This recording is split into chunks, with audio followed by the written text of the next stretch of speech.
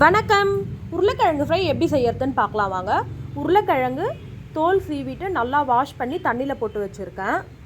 இந்த மாதிரி நீல வாக்கில் கட் பண்ணி எடுத்து வச்சுருக்கேன். இதை சாம்பார் சாதம், தயிர் சாதம், ரசம் சாதத்துக்கு சூப்பராக இருக்கும் டேஸ்ட்டு.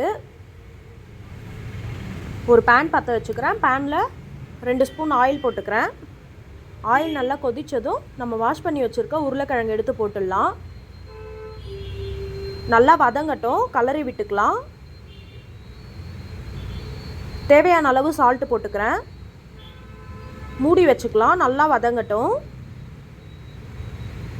வெறும் மிளகாத்தூள் 1 ஸ்பூன் போட்டுக்கிறேன்.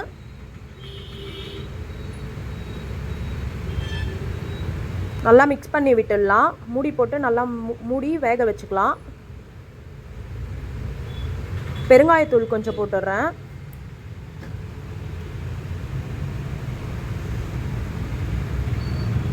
ரொம்பவே டேஸ்டியான உருளைக்கிழங்கு ஃப்ரை ரெடி. இப்போ வேறு ஒரு பவுலில் ட்ரான்ஸ்ஃபர் பண்ணிவிட்டு காட்டுறேன் பாருங்கள். டேஸ்ட்டு சூப்பராக இருக்கும்.